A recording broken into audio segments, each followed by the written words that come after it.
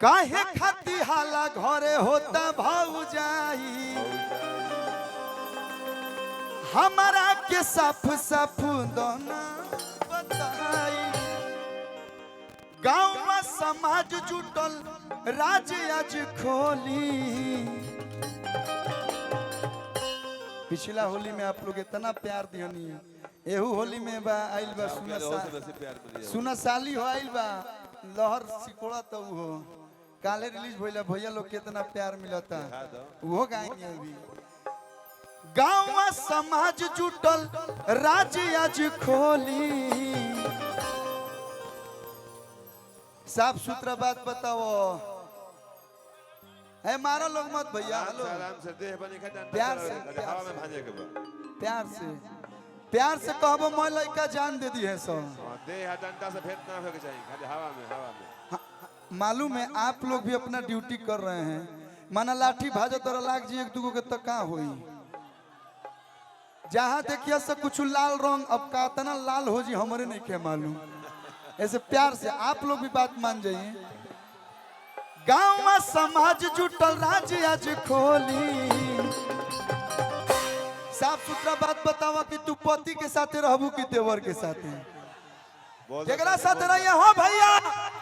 तो जे लड़कियां कह दिया कि मारो मरदा के गोली मारो मरदा के गोली खेलम देवरे से होली। मारो मरदा के गोली खेलम देवरे से होली। काहे खाती हाला घरे होता भौजाई हमारा के साफ साफ दोना बताई। गाँव में समाज जुटल राज आज खोली। कैसे मरला भीषुम भीषुम मर मरदा के गोली। हेलो अब हमार सब भाई गई हसन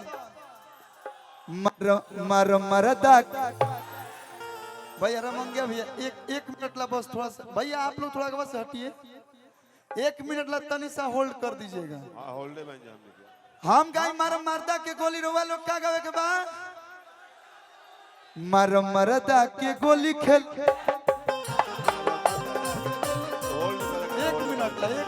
1 मिनट ला होल्ड हो जाए। बड़ी मेहनत करता है सब भाई हमारे। हाय मैं जवरवे कलाकार हो गली गली सिंगर बने जा कि मर मरदा के गोली खेल मर मरदा के गोली खेलम। हाँ भैया भैया भैया हेहू साइड तनी मनी गा दिलो कि मर मरदा के गोली खेल जियो हेनियो पावर बा भाई। तो मर मरदा के गोली खेलम देवरे से होली। मर मरदा के गोली खेलम देवरे से होली।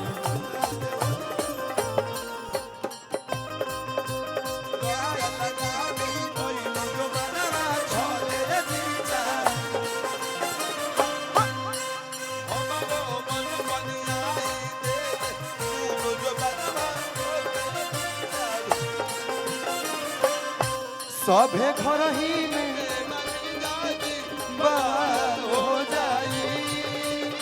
हेलो हेलो हे गाल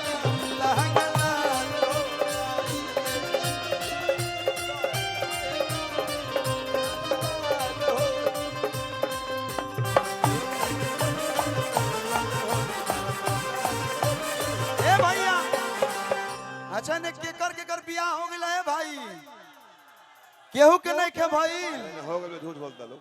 हौ बाबो कहत रह नहीं खे भाई। अरे तो बाबा दुआ हो गए बड़े पहल के मैं न खाई।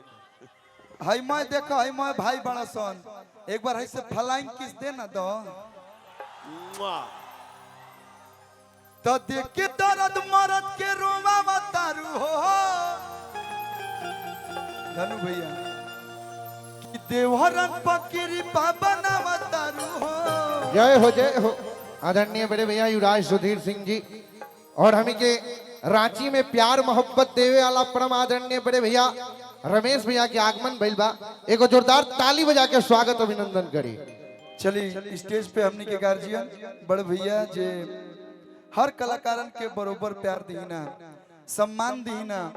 बहुत कम ही लोग ऐसा बाणे जो सबका के प्यार करस। युवराज सुधीर सिंह भैया हमने के बीच उपस्थित बने। हम चाहे भैया एक बार आप यहाँ आइए और एक बार जोरदार ताली हमने के सुधीर भैया खातिर आप लोग चारों तरफ जोरदार ताली बजा दे लोग। हो भैया, ये हमार ममहर है भाई। ममहर का मतलब समझल? ये हमार सगा ममहर है। तो ऐसे हमें ज्यादा कुछ ना बोले, बाकी सब भाई जितना लोग बा सब लोग के प्रणाम बा।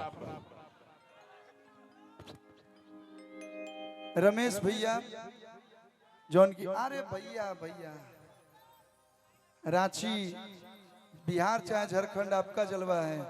एक बार हमारा रमेश भैया खातिर भी जोरदार ताली आप लोग बजा के स्वागत सम्मान कर दी। भैया के हमेशा बहुत प्यार मिलेला, आशीर्वाद मिलेला। रणविजय भैया और हमारे धनु भैया हवा साए साए सड़िया बुलुकिया जैसा देख लीजिए।